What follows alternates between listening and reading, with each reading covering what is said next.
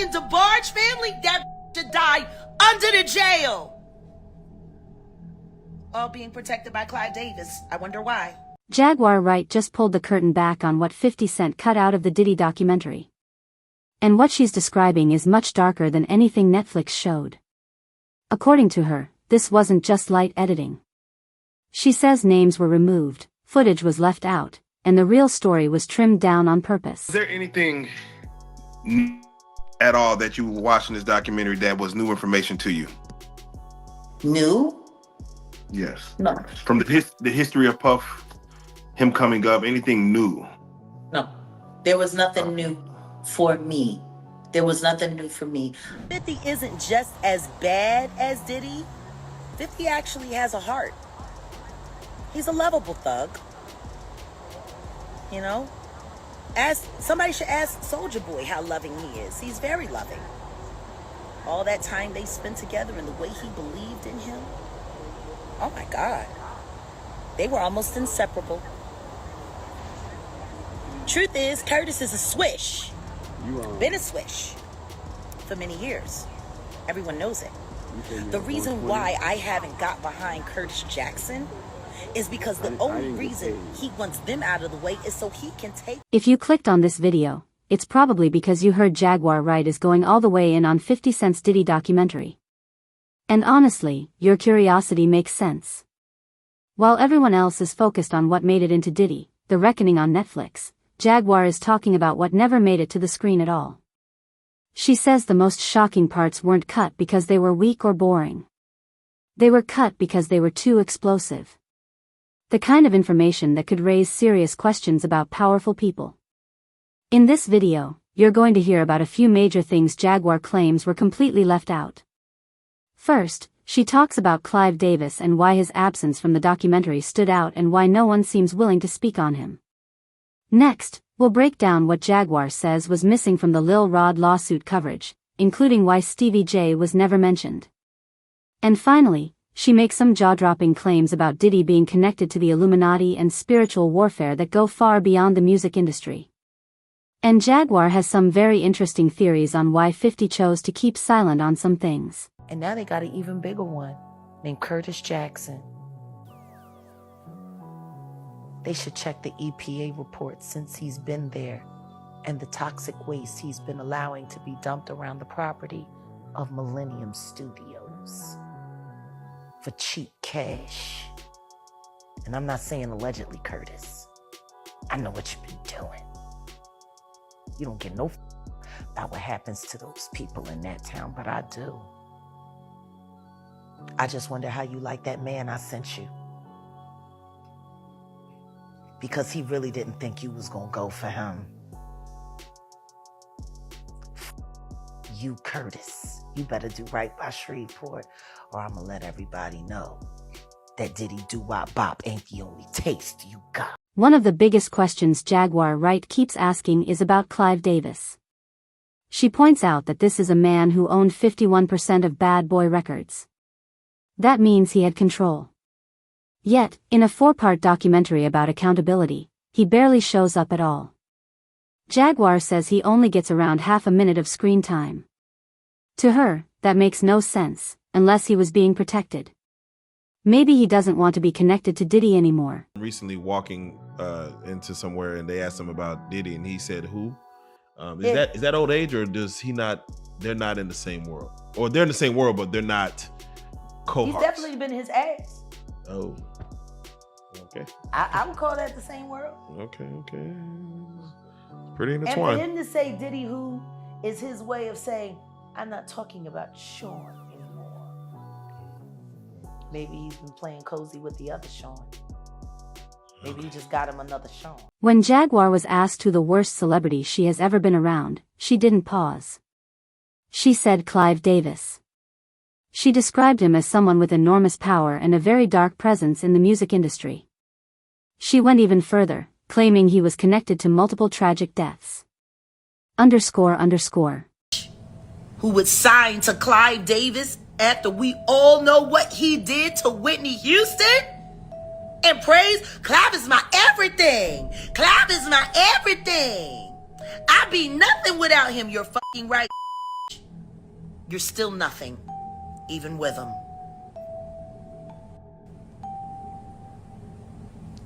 Like, why does nobody want to be honest about this? Why is everybody so hot? Why do we want to believe? Yeah, she sacrificed her family, and I ain't saying allegedly. I'm gonna go talk to that. I've always wanted to. Now, no one is saying these claims are proven facts, but it does raise a serious question. Why does someone with that much influence barely appear in a documentary that claims to tell the full story? According to Jaguar, the reason is simple. Talking about Clive Davis means talking about the real power behind Bad Boy.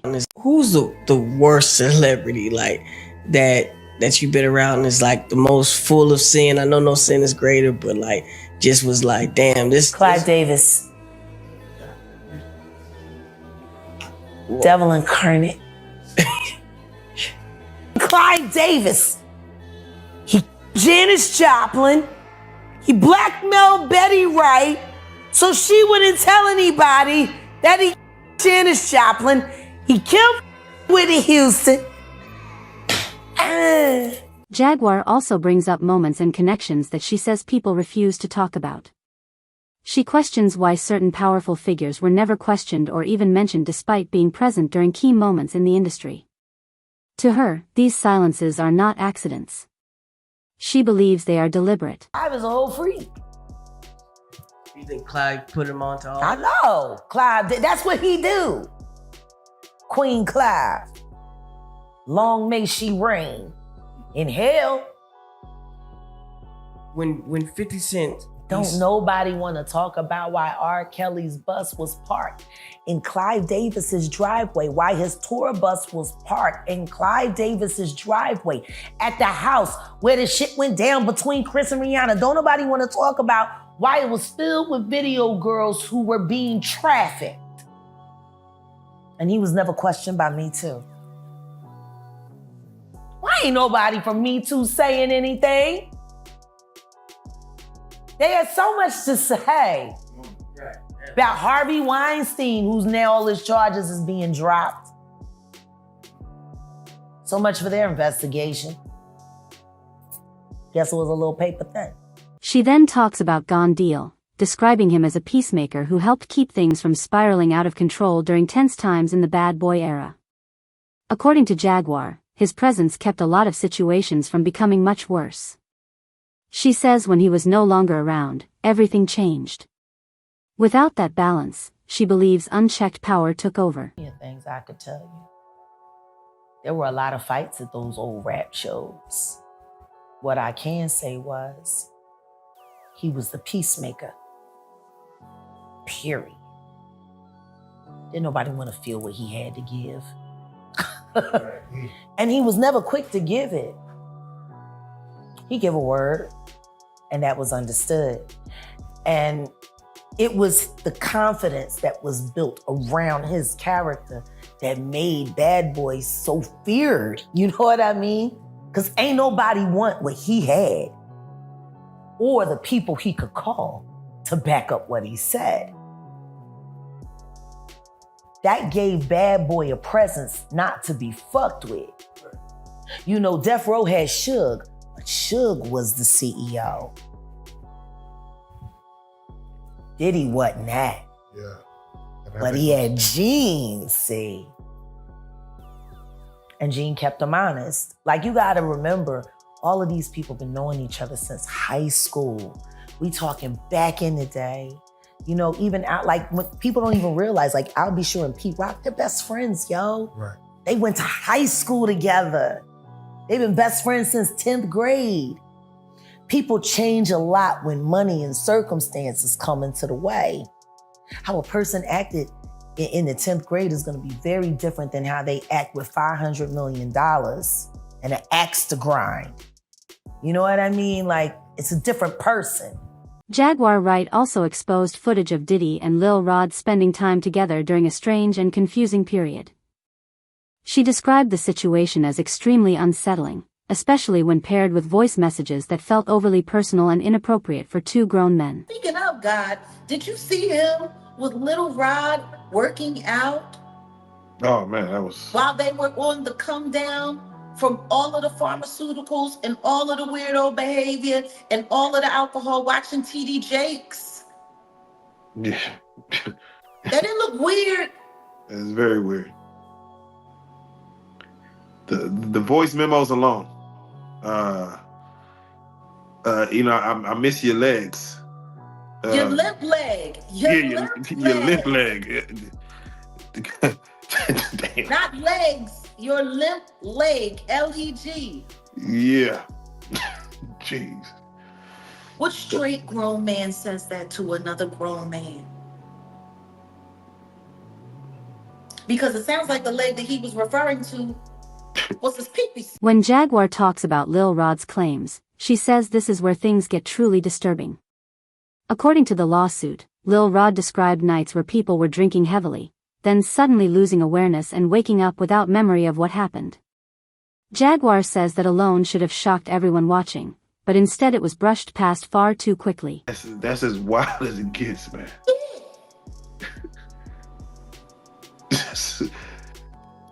There's so much left unsaid. Just wake up with Diddy next to him. Wake up sore.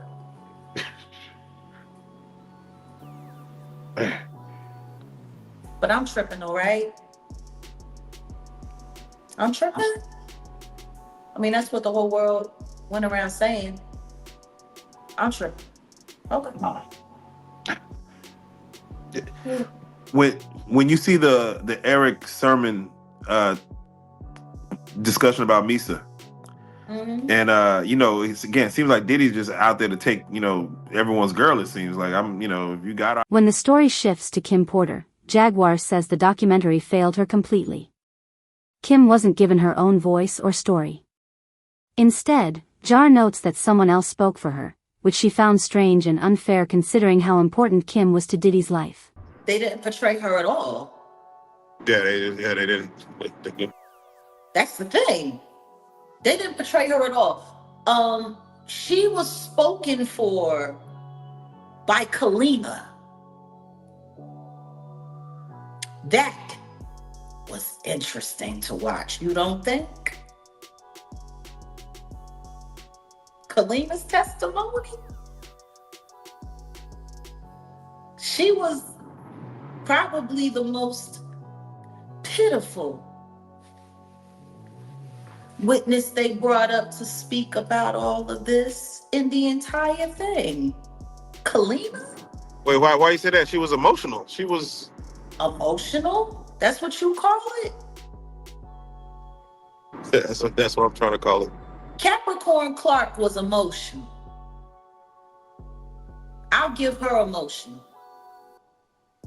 I'm sitting there looking at someone, in my opinion, who appears to be struggling with a substance issue, trying not to fall apart on camera.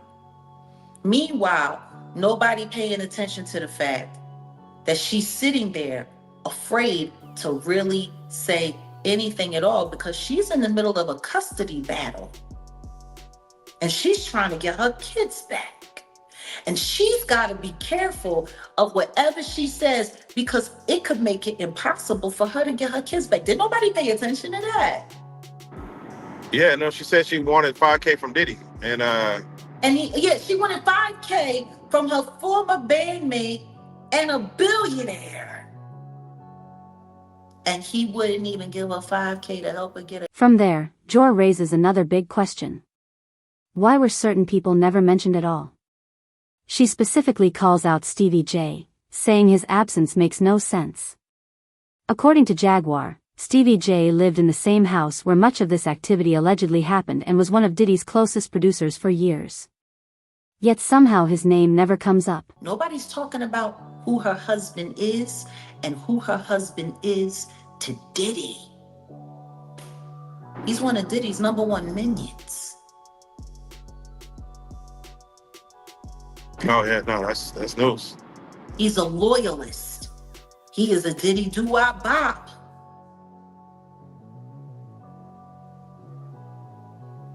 Kalina's also bisexual. So I'm finding it kind of interesting that she didn't see anything. She wasn't around anything. She didn't know about anything. And this is not me putting anything crazy on her. This is exactly what she said when she was on Love and Hip Hop Atlanta with Stevie J, who was also not mentioned at all during this documentary.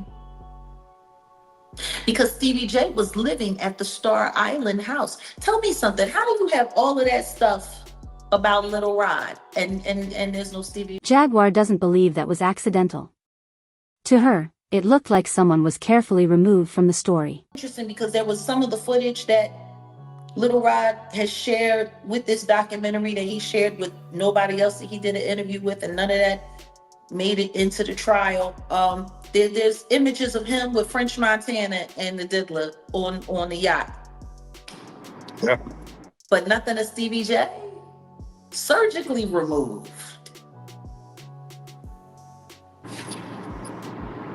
Isn't that wild? Yeah. Yeah. See Stevie J not around?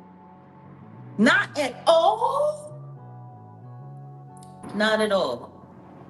One of Diddy's main producers throughout the years. And I'm not sure. I haven't bothered to check because I never really had any need or want to care to pay attention to the Love album. Stevie J don't have no credit on that project at all. Heard some of the girls that, hooked up with Diddy throughout the years, and when they would come to his house and they would walk in the door and he would ask them, so how do you feel? You made it. By just being around him. But then again, when you listen to some of the way that he was referring to himself, like talking about he can only compare himself to the Son of God and oh, it's been so long. So I forgot how to get to my tone and I've been rapping so long and listening to myself that I forgot how to be myself. And it's like watching, I don't want y'all sitting here looking like watching Jesus walk on water. Learning how to walk on water, like. Yeah, no. Even the fact that he told everyone, y'all are rock stars, y'all are hot. I'm the level of hot. So he's saying, don't ever think you're bigger than me when I'm in the room. I'm like, just that thought process is. No, just not even that. He was like, y'all hot and I'm lukewarm. Y'all not don't think I'm gonna sit here and let y'all be hot while I'm lukewarm. That's what he said. So basically what he was saying is y'all not doing enough to turn me up. Don't think that I'm gonna let y'all look good and y'all don't work harder at making me look good. But he's referring to himself as God? As the Son of God? Like, I don't know what people. According to Jaguar, Diddy isn't the mastermind people think he is. She believes he's a pawn.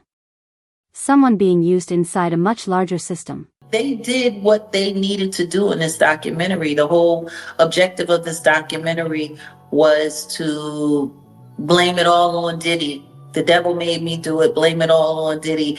And the rest of the industry is nothing like this. Like when Curtis Jackson sat there in his interview with Robin and sat there and said, I did this because I don't want people thinking that the hip hop community is okay with this kind of behavior. I don't want them thinking that, we're just going to be silent while all of this is going on. Like we're okay with this kind of behavior. And my thing is huh? So now you speaking for all of hip hop, and all of hip hop is uncomfortable with this. You want to know the one thing that I'm finding also very interesting that nobody's paying attention to? The presence of that pyramid. That the same thing that the Rock Nation likes to put up, the same hand symbol that the sororities and the fraternities like to use. I'm not going to emulate it because you know exactly what it looks like. Yep. The pyramid sign that Diddy was wearing that around his neck. You want to know what I found funny? That there were a bunch of YouTubers that were at that courthouse that were wearing that same, it was a much smaller version, but that same symbol. Yeah, yeah. I think, and that's the part of this story that makes it possible for people, I think, to graze over the reality of all that's going on. You know, if you just look at it from the salacious celebrity stuff, from pop culture media, so-called this new media, and I'm really not liking that term, this new media, because what it really sounds like is the name of a gang. Like the media is media. Because I'm looking at the people that are falling under it, and they're all the same people that are involved with, creating these propaganda campaigns. But that's exactly what Diddy was saying at the beginning of the documentary. We need somebody that is proficient, or fluent in being able to spin propaganda and narratives. She calls it spiritual warfare. And once you look at it that way, she says you can't put all the blame on Diddy alone. Only look at it from the face value aspect of it, that's one thing. But if you look to the spiritual side of it, it's completely different. It unveils a much deeper agenda, because for those who, it's funny, people like to talk about God and they like to throw God's name around and they like to talk about their religious and they like to talk about this and they like to talk about that, but then they don't want to acknowledge the spiritual warfare aspect of all of this that's involved. Because if you're only looking at this as freaky behavior and this, that, and the other, then that's perfectly fine. But if you take it and you flip it on the other side and you look at it as spiritual warfare, it casts a much bigger net and a much bigger light on everything. You can't just put it all on Diddy.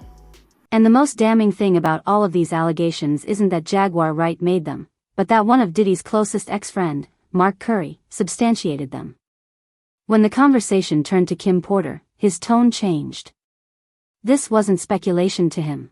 Do you think he had anything to do with Kim Porter passing? I tell you this,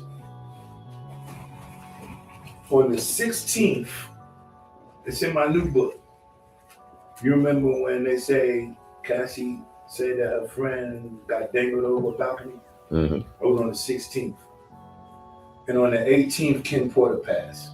2 days, something like that. What could have been going on in that house in Covers or on Wilshire at Cassie's little condo would make him want to dangle, or even let it be said that he did dangle, because we don't, Allegedly. It's allegedly said that he dangled. So I'm like, damn, so dangled over the balcony, that means it had to have been an argument about something. Now, Cassie said in the interview, I pay attention to the male escort. I'll unalive you. I said, wow, she's a killer. Then she said that her and Kim didn't get along. Kim knew that she didn't like her and she didn't like Kim. It was a real jealous thing. You know what I'm saying? Because see, Puff, when Kim moved to Los Angeles, Puff moved behind her, right? Chasing her back, put her in a house. He bought a house, put her in it.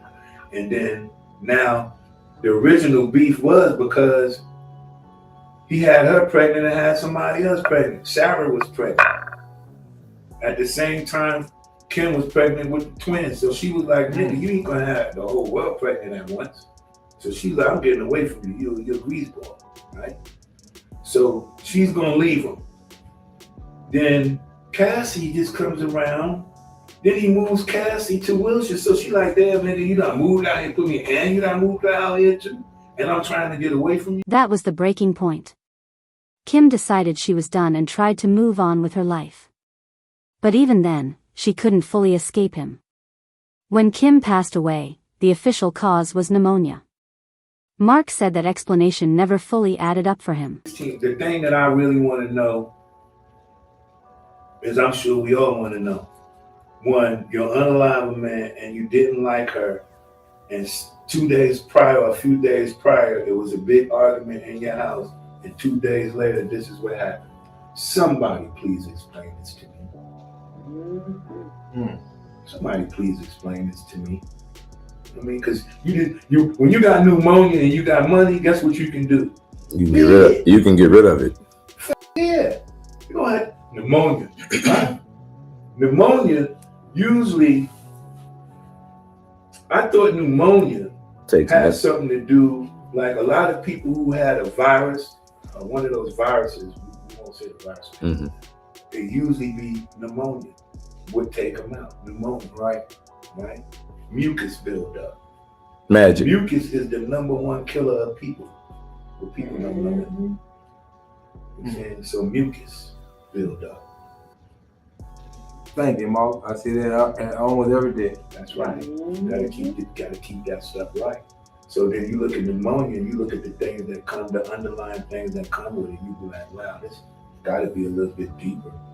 You know, plus a lot of people move to Los Angeles once they find out certain things, because Los Angeles is a great place to be to get treated. People went to his parties and said they caught something. You know, there's one dude right now, Cassie running from him right now. She avoiding the lawsuit. Man, she doing the TK. She doing TK like a motherfucker. Instead, she running. Do you think she should have been charged as a co-conspirator? I ain't never understand none of they charge, because I'd be like, damn, I used to do the same shit. You know, so I say never put my hand on no women, but I bought some girls, I bought some stuff before, I bought some coochie. Well, that shit. Even in a regular relationship, you don't even know it. You buying it. You buying it regardless. You paying for it either way. Paying for it any way it goes. So I could never say he's wrong for anything like that. But the only thing I say wrong for is just not knowing when to put a cap on that shit, man. It's enough is enough. You know what I'm saying? Because if this up right here, like when you get to the point where you be like, I enjoy it, urinating on females. You be like, what's sick? Is that? You sick. That means you enjoy humiliating people. Same way you want me to put on a little clothes and go to Morocco. Damn. All of these allegations completely missing from the Diddy documentary are completely insane. So, you really have to ask why 50 chose not to include them. Was he hiding something? Was he protecting someone? Let us know in the comments below.